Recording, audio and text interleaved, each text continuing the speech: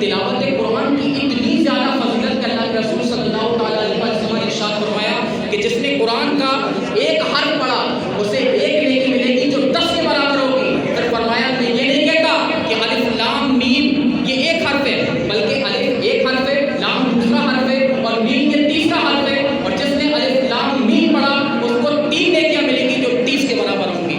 قرآن کے اندر اتنے سارے کلمات، اتنے سارے نیکیوں کا، اتنی زیادہ نیکیاں قرآن مقدس کے پڑھنے پر ملیں گی. حضور علیہ السلام نے ارشاد فرمایا افضل العبادت تلاوت القرآن، سب سے افضل عبادت قرآن حکیم کی تلاوت کرنا ہے. بے شک افضل عبادت قرآن حکیم کی تلاوت کرنا ہے. اور ان کے پڑھنے والے، قرآن مقدس کے پڑھنے والے کو کیسے کیسے انعامات اور اکرامات سے نوازا جاتا ہے. حضرت سیدنا، تھوڑا توجہ رکھیں ادھر، آپ کی توجہ کا طلبگار. حضرت عیسیٰ علیہ السلام ان ہستیوں میں سے ہیں کہ جنہوں نے ساری کائنات کی سیر کی ہوئی ہے. عیسیٰ علیہ السلام ایک جگہ سے گزرتے ہیں، راستے میں ایک قبر آپ کی نگاہوں کے سامنے پڑتی ہے. تو اللہ والوں کی نگاہ سے تو باقی چیزیں بھی پوشیدہ نہیں رہتی، اللہ والے تو چھپی ہوئی چیزوں کو بھی جان لیتے ہیں. تو حضرت عیسیٰ علیہ السلام نے قبر کے اندر کے بھید کو جان لیا. دیکھا کہ مردے پر عذاب ہو رہا ہے، آگ کی زنجیروں میں وہ جکڑا ہوا ہے. آپ یہ منظر دیکھ کر کے آگے بڑھ جاتے ہیں. کچھ دنوں کے بعد دوبارہ اسی قبر کے پاس سے آپ کا گزر ہوتا ہے. پھر آپ دیکھتے ہیں کہ قبر کے اندر اب عذاب نہیں ہو رہا بلکہ رحمتوں کی بارشیں ہو رہی ہیں، اور جو عذاب پہلے ہو رہا تھا اس کو اٹھا لیا گیا.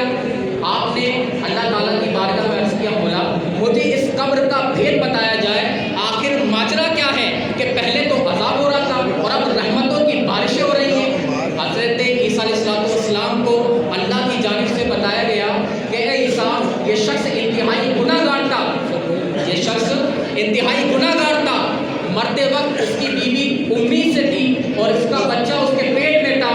جب وہ بڑا ہو کر کے مکتب پڑھنے کے لیے گیا اور اس نے مکتب میں بسم اللہ الرحمن الرحیم پڑھی تو مجھے حیا آئی کہ زمین کے نیچے اس کے بچے کو، زمین کے نیچے اس کے باپ کو عذاب دوں کہ جس کا بچہ زمین کے اوپر مجھے رحمان الرحیم کہہ کر کے پکارتا. صرف بسم اللہ پڑھا تو باپ سے بھی عذاب کو اٹھا لیا گیا.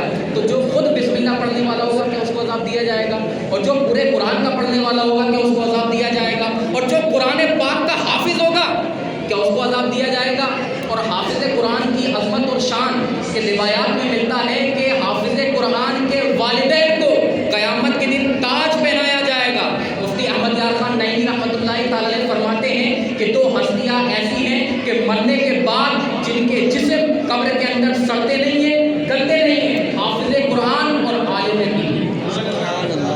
حافظ قرآن اور عالم دین کہ یہ کوئی معمولی ہستیاں نہیں ہیں، بہت ہی عظیم و شان ہستیاں ہیں. ورنہ لوگ جیتے ہیں، مر جاتے اور جسم ان کے قبر میں فنا ہو جاتے، ختم ہو جاتے ہیں، لیکن یہ وہ ہستیاں ہیں کہ قبر میں جن کے جسم سلامت رہتے ہیں. ثابت بنانی رحمۃ اللہ تعالی علیہ اللہ کے پائے کے بزرگوں کے، تابعی بزرگوں کے، اور حضرت انس بن مالک رضی اللہ تعالیٰ عنہ کے شاگرد ہیں. آپ کے انتقال کے بعد آپ کو دفن کیا گیا اور دوران تدفین جو ہے نا آپ کی قبر سے جو ہے وہ پٹیا وغیرہ ہٹ گیا، سرک گیا.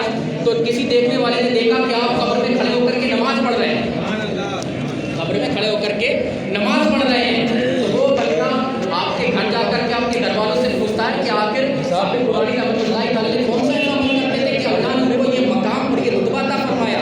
تو ان کے گھر والوں نے بتایا کہ ثابت بنانی رحمۃ اللہ تعالی علیہ آپ خود فرمایا کرتے تھے کہ جس مسجد کے پاس سے میرا گزر ہوتا تو میں ہر مسجد کے پلر کے پاس قرآن حکیم مکمل پڑھا کرتا اور اللہ کی بارگاہ